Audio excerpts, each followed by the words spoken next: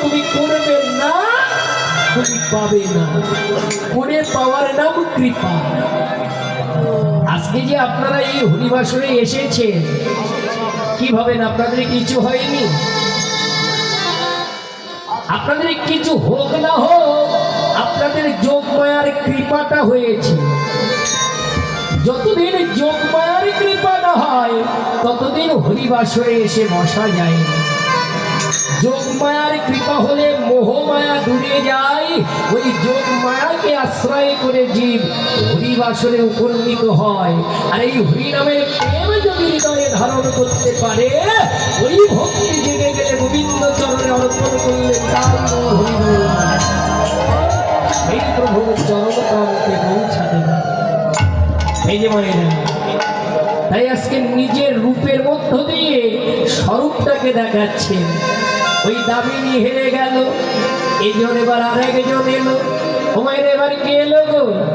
দ্বিতীয় লাইনে পদে পদকার লিখলেন, সনত কুসুম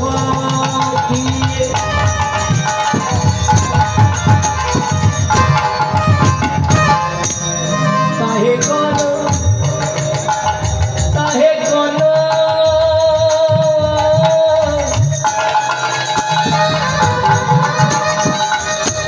তাহে কোন সনত কুসুম তাহে কোন সনত কুসুম। একটা কথা আমি বলতেই ভুলে গেছি। একটু আগে এসে দেখলেন আমার একটা ছোট দাদা ভাই এতটুকু বয়সে এসে আমাকে এসে দান করে গেল। 100 টাকা দান করেছে। আর আসরে আসার প্রথম সঙ্গে সঙ্গে আরেকজন দাদা ভাই, নাম নেবি রাজা, না ওই যে রাজা দাদা ভাই, আসলে এই ছেলেটার হৃদয়ে এত ভক্তি, ওর সঙ্গে প্রায় যোগাযোগ হয়েছে। তো একটা কথা বলেছে, দাদা আপনি কিন্তু আসবেন। তো এই যে আমাদের আনার জন্য হৃদয়ে যে পরিমাণ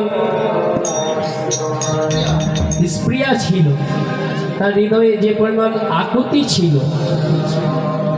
এটাই আমরা সুপ্ত, আমরা একেবারে ধন্য যে না আনার জন্য তার হৃদয়ে এত প্রেম, এত ভক্তি। জানি না আমি এসে কতটুকু দান করতে পারছি, কিন্তু ওরা যে আমাকে আহ্বান করেছে, আজকে আমি ধন্য। আজকে এসে ওরা আবার উনি এসে 500 টাকা দান করে গেলেন। তো দান করলে কি হয় জানি না, তবে একটা কথা শুনেছি, দানে দুর্গতি খণ্ডে। আর আপনারা যে দানগুলো করেন, শুধু আপনারা, সারা বাংলাদেশে অনেক ভক্ত আমাকে এসেই দান করে যায়। তো এই দানটুকু আমি চেষ্টা করি আপনাদের দান যাতে বিফলে না যায়, আপনাদের দান যাতে ভক্ত সেবায় লাগে, তার জন্য চেষ্টা করি। আমার নিজের ছোট ছিন্ন গৃহ, আপনারা জানেন এখানে আগে এক নাম কীর্তন হতো, নামযজ্ঞ হতো। গত বছর থেকে অষ্টকালের লীলা আমরা করবার জন্য স্পৃহা আমাদের মনে জেগেছিল, প্রয়াস করেছিলাম। গতবার কীর্তন দিয়েছিলাম, এবারও আমরা মনোবাঞ্ছা করেছি আগামী বৈশাখের 24 তারিখে অধিবাস, বৈশাখের 25 তারিখে আমাদের ওই জীর্ণ কুটিরে এই হরিবাসর নির্মাণ করবার জন্য চেষ্টা করছি। যারা মহাদি কীর্তনিয়া, ইন্ডিয়া হোক বাংলাদেশ হোক, গতবার 5 জন ছিল ইন্ডিয়ার, 3 জন বাংলাদেশে। এবারও আমি চেষ্টা করছি, আপনাদের আশীর্বাদ থাকলে চেষ্টা করব যাতে সুনামধন্য কীর্তনিয়া যারা মহা পাঠক বা তারা যারা ভালো লীলা সম্বন্ধে গীতব্য, তাদেরকে এনে এই হরিবাসর পরিচালনা করবার জন্য। তো আজকে আপনাদের এই দান দিয়েই আমি চেষ্টা করি সেই হরিবাসরটাকে তৈরি করবার জন্য। আপনাদের এই দান দিয়েই সেখানে ভক্ত সেবা হয়। আপনাদের এই দানটুকু কী করতে পারি জানি না, তবে আমি ভক্ত সেবায় লাগিয়ে দিই। তো আজকে ওনারাও যে দান করে গেলেন, এই দান বিফলে যাবে না, ভক্ত সেবায় যাবে। আমি দুহাত তুলে ভগবানের কাছে চাইব, আর আপনারাও চাইবেন ভগবান যেন তাদের মনোবাঞ্ছা পূর্ণ করে দেয়, আর আজীবন কৃষ্ণ ভক্ত হয়ে মন্ত্রে দান করে যেতে পারে। তাহলে আপনারা আমি সবান্ধবে নিমন্ত্রিত আমন্ত্রিত যে আগামী 24শে বৈশাখ অধিবাস এবং 25শে বৈশাখ অষ্টকালীন লীলা কীর্তনের প্রয়াস আমরা করেছি। আশীর্বাদ করবেন এবং আপনারা চরণ ধুলি দিয়ে আমাদেরকে কৃতার্থ করবেন। বিদায় গৌর ব্রহ্মানন্দ হরি।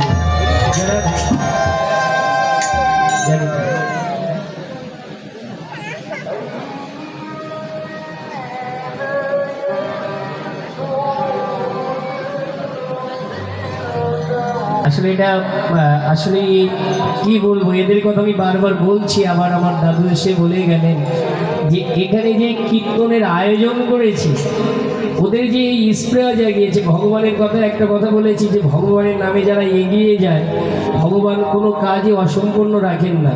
তো ওদের যে সদস্যদের নাম এখানে দেওয়া আছে দেখতে পাচ্ছেন, একেবারে দশম থেকে ষষ্ঠ শ্রেণী পর্যন্ত এই ওদের তাদের মানে লেখাপড়ার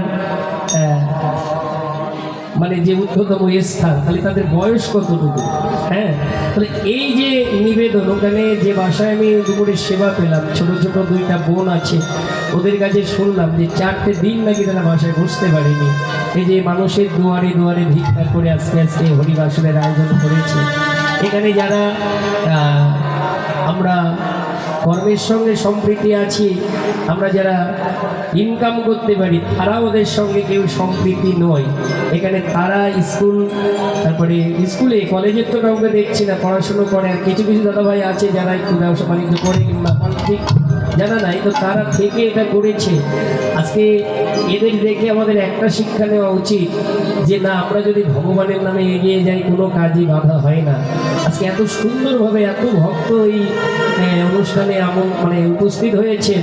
তো আমি আগামী দিনে আপনাদের কাছে একটা জিনিস চাইব যে আপনারা ওই ছোট ছোট কোমলমতি হৃদয়ে যে প্রয়াস, তাদের যে মনোবাঞ্ছা আজকে তারা দেখিয়েছে, আজকে যে অনুষ্ঠানের নির্মাণ তারা করেছে, আমি চাইব অত্র এলাকাবাসী আপনারা তাদেরকে একটু একটু সহযোগিতা করবেন, যেন আগামী দিনে এই অনুষ্ঠান আরও সুন্দর করে আপনাদের সামনে তারা উপস্থাপন করতে পারে, এই বৃন্দাবন নির্মাণ করে তাদের জীবনকে ধন্য করতে পারে, ভক্ত সেবায় তারা নিয়োজিত করতে পারে। আর আমি সত্যি কথা, আমি মুগ্ধ। আমি জানি না আমি কি করতে পারবো ওদের জন্য, তবু আমার ছোট হৃদয় থেকে আমার যতটুকু করার আমি ওদের জন্য চেষ্টা করব, যে আমি যতটুকু পারি ওদের জন্য করে যাব। ঠিক আছে, আগামীতেও যদি ওরা চায়, আমি যেখানে থাকি, যত দূরে থাকি, ওদের এই অনুষ্ঠানে আমি কি একটু হলেও সহযোগিতা করবো, আমার পক্ষ থেকে থাকবে। আশীর্বাদ করবেন আপনারাও, আর আপনারা কিন্তু সহযোগিতাও করবেন। আর একটা কথা বলি, দেখেন, ভিক্ষার অর্ঘ ছাড়া কখনো যজ্ঞ সম্পূর্ণ হয় না, ভিক্ষার অর্ঘ ছাড়া কখনো এই যে ভগবান সেবা হয় না। গতবার কীর্তন করেছি আমার আঙ্গিনায়, তো কীর্তন যখন করেছি তো তখন আসলে আমি তো কীর্তনে থাকি, কীর্তনের 2-4 দিন আগে হয়তো বাসায় ফিরেছি। আমার এলাকার সব মানুষগুলো কীর্তনের অ্যারেঞ্জ করেছিল। তা আপনাদের অঞ্চলে বা আমাদের অঞ্চলে সুনামধন্য কীর্তনিয়া, অনেক সিনিয়র কীর্তনিয়া, ছোট হরিদাস বাবু, উনি আসরে তখন 9টা থেকে উনি আসর করেছিল। 9টার সময় আসরে যে আমাকে ডেকে বলছে, খুব ভালোবাসে আমাকে, একেবারে নিজের নাতি ছেলের মতোই।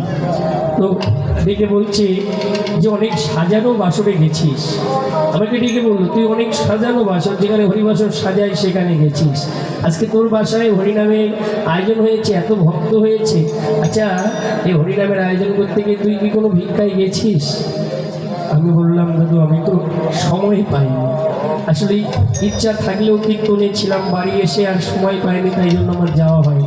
তা বলছি, দেখ, যা কিছু করিস যেখান থেকে এনে যেভাবে পারিস হরিবাসনের আয়োজন করেছিস, কিন্তু ভিক্ষার অর্ঘ ছাড়া কখনো কোনো যজ্ঞ, কোনো মহতী অনুষ্ঠান সম্পূর্ণ হয় না। তো তাই জন্য যা গলায় কাপড় নিয়ে এই ভক্তদের মধ্য থেকে ভিক্ষা করে। গতবারই আমি বুঝতে পেরেছি ভগবানের জন্য ভিক্ষা করার যে আনন্দ, ভগবান সেবা দেওয়ার জন্য ভিক্ষাই যে তৃপ্তি, এর চেয়ে বড় কিছু নাই। আজকে আপনাদের অঞ্চলে তারা প্রমাণ করে দেখালো, একটু বাচ্চারা, এত ছোট ছোট বাচ্চারা আজকে ভিক্ষা করে এই মহতী হরিবাসরের আয়োজন করেছে, যেটা আমরা 10 গ্রাম মিলে পারি না। তারা কয়েকজন সুসন্তান এই আয়োজনটা করেছে।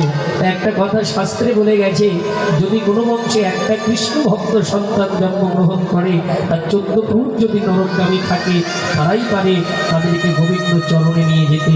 তাহলে আজকে আপনাদের অঞ্চলে এরাই সুসন্তান, যে আপনাদের দুয়ারে ভিক্ষা করে যে পথগুলো তারা অপচয় করেনি, তারা এই ভক্ত সেবায় লাগিয়েছে।